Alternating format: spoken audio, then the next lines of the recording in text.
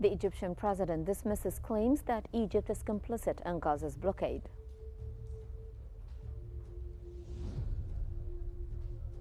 The 8th humanitarian aid convoy from Egypt to Gaza is underway, with its first batch already inside Gaza.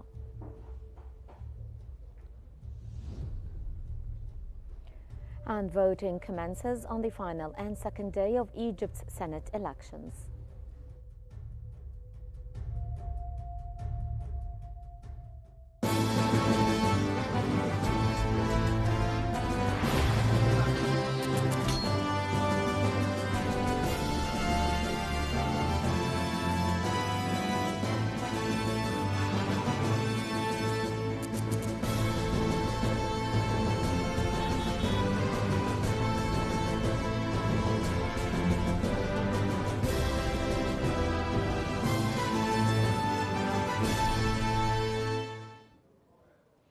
Egyptian President Abdel Fattah al-Sisi has dismissed claims that Egypt is complicit in Gaza's blockade and starvation as baseless and bankrupt rhetoric. President al-Sisi highlighted over 5,000 aid trucks already in Egypt to enter Gaza, hindered only by Israeli control at the Rafah crossing.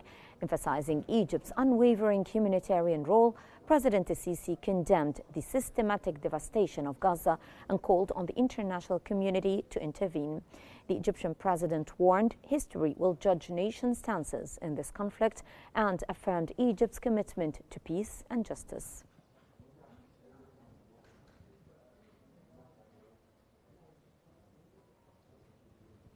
The Vietnamese president has expressed deep appreciation for Egypt's efforts to halt the war in Gaza, acknowledging Egypt's pivotal role in promoting peace and stability in the region.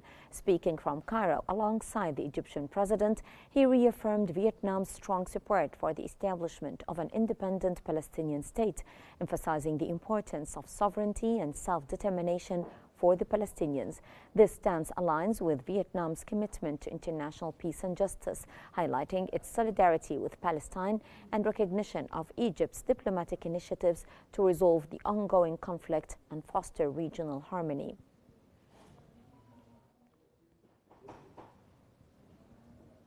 President Abdel Fattah al-Sisi has announced that Egypt and Vietnam have upgraded their bilateral relations to a comprehensive strategic partnership, emphasizing stronger economic and trade cooperation. Both leaders agreed to target $1 billion in bilateral trade and signed 2 MOUs on economic and local development, aiming to enhance collaboration in infrastructure, renewable energy, aquaculture, pharmaceuticals, and more.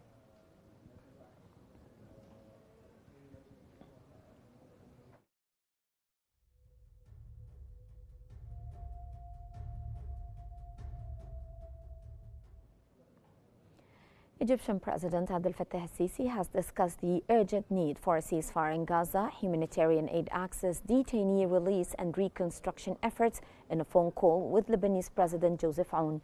They reaffirmed Egypt and Lebanon's unwavering support for the Palestinian people's right to an independent state and rejection of their displacement. Their discussions also focused on strengthening bilateral ties, especially economic, trade and investment cooperation.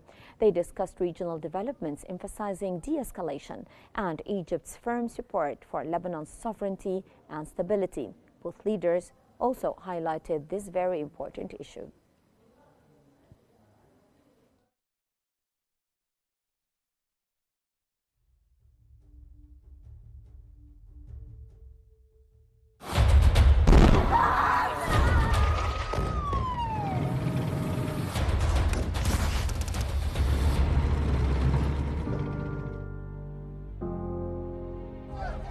والله العظيم ولا حبة رز، والله العظيم ولا حبة عدس.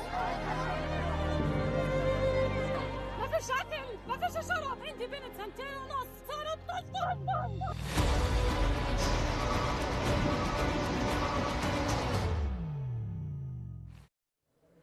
The 8th humanitarian aid convoy from Egypt to Gaza is underway, with its first batch already inside Gaza and the second batch now departing. This convoy is delivering flour, dairy products and assorted food supplies. In total, 7 previous convoys have successfully transported 10,000 tons of food, flour and water from Egypt into the Gaza Strip, providing vital relief to the area.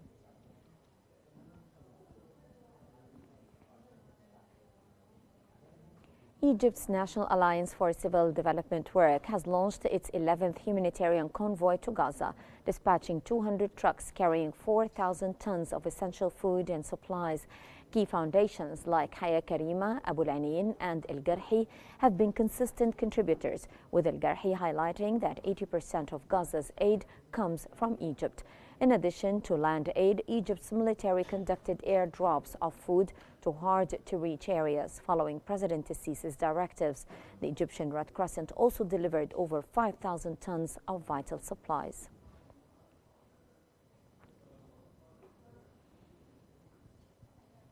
Palestinian Prime Minister Mohammed Mustafa has thanked Egypt for its ongoing relief efforts in Gaza despite Israeli obstacles.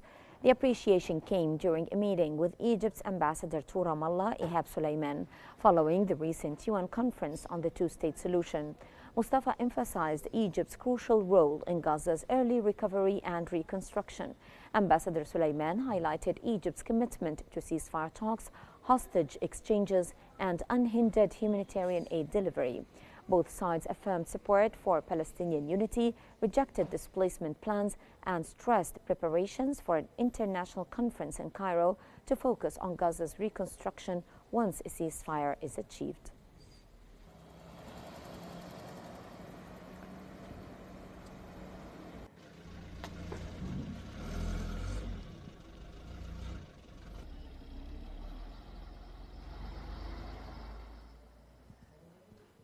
Moving on to the latest developments of the Egyptian Senate elections updates, where voting has commenced on the final and second day of Egypt's Senate elections, marking the conclusion of the electoral process. Citizens are participating nationwide to select their representatives for the upper chamber, with polling stations witnessing a notable turnout as the process draws to a close.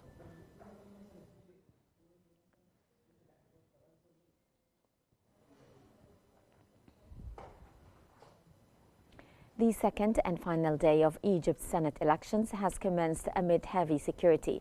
Voting is held across 8,825 polling stations nationwide to facilitate citizens' participation.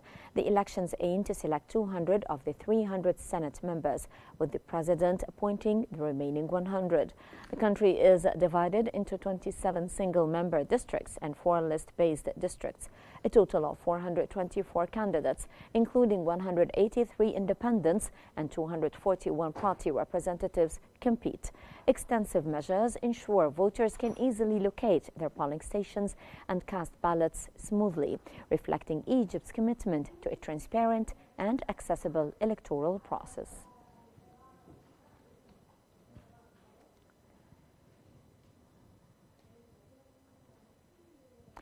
A noticeable surge of young voters flocked to polling stations on the second day of Egypt's 2025 Senate elections, held August 4th and 5th from 9 a.m. to 9 p.m. Young voters arrived early, demonstrating their awareness and eagerness to shape the country's future. Polling stations were well organized, with full cooperation from judges and supervisors. Voters adhered strictly to procedures, ensuring a smooth and orderly election process.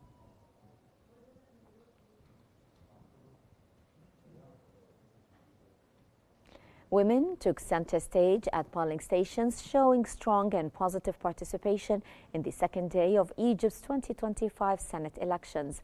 The voters turned out in large numbers, supported by smooth security and organizational measures, ensuring a seamless electoral process.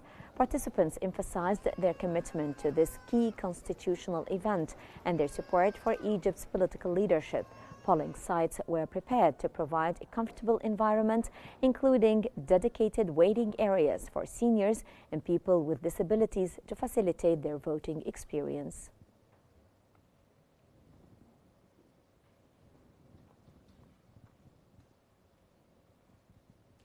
The National Elections Authority has confirmed ongoing measures to facilitate voting for seniors and people with special needs during Egypt's Senate elections. These include locating polling stations on ground floors for easier access, providing wheelchairs, clear signage on voting procedures, and shaded waiting areas. Ahmed bin Dari, the executive director of the authority, said that 125 polling stations have been specially arranged on ground floors, equipped with Braille ballots for visually impaired voters. Newly introduced sign language on ballots allows hearing impaired voters to cast their votes independently. Election officials are also instructed to assist voters upon request while ensuring the secrecy of the ballot.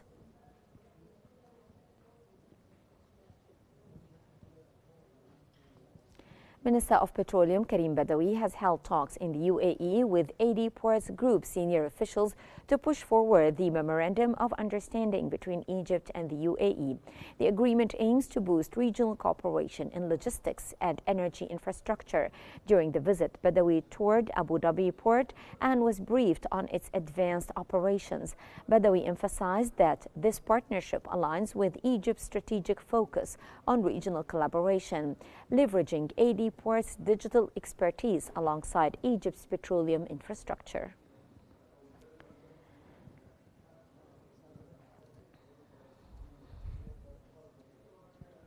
Minister of Civil Aviation Sameh Al-Hifni has met with Ra'fat Salib, the president of the General Union of Egyptians Abroad in the U.S., to discuss enhancing air services for the Egyptian diaspora.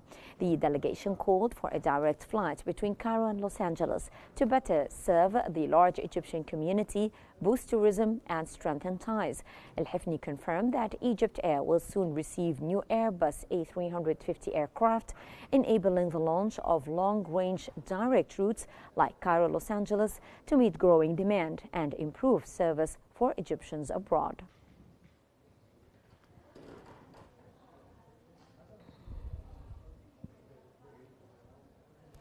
Meanwhile, Egypt Air Chairman Ahmed Adel has met with Boeing's Vice President for Africa and Bessie Yetbarek to strengthen cooperation on fleet modernization. Adel highlighted the long-standing partnership and confirmed Egypt Air's commitment to the delivery of a new B737-8 MAX aircraft starting January 2026. Boeing pledged full support, including spare parts and training for technical staff and pilots. The Boeing delegation invited Adel to visit their Seattle facility to explore the latest aircraft innovations.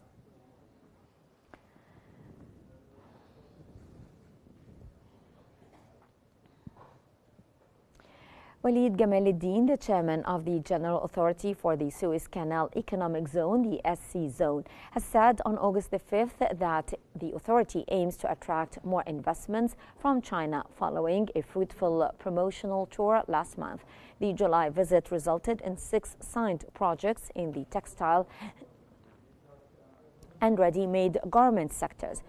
During a meeting with Xinjiang Federation of Industry and Commerce officials, Gamal-Eddin highlighted the Suez Canal Zone's competitive advantages as a global logistics hub featuring 6 ports on the Mediterranean and Red Seas and 4 industrial zones with world-class infrastructure.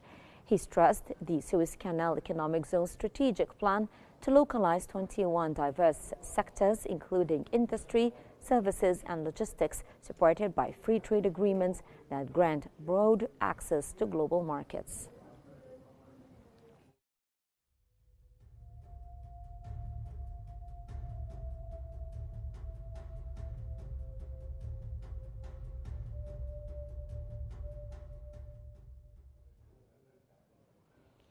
Egypt's central bank announced that net international reserves rose to approximately $49.036 billion at the end of July 2025, up from $48.7 billion in June.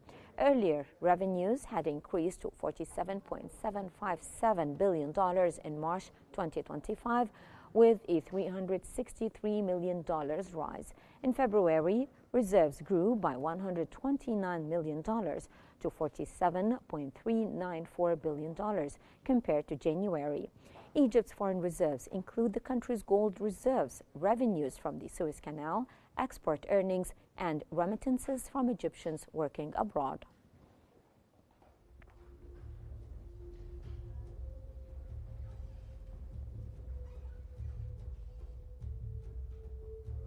And this brings us to the end of our news bulletin, and here is what we have been covering.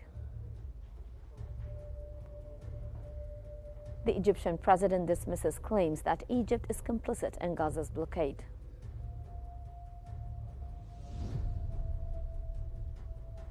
The 8th humanitarian aid convoy from Egypt to Gaza is underway, with its first batch already inside Gaza.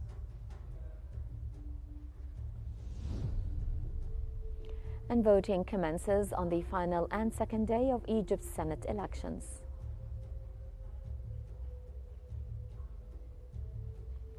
And that's all for now. Remember to stay updated by following Q News for the latest developments. I'm Hala Al-Hamalawi. Thank you so much for joining us.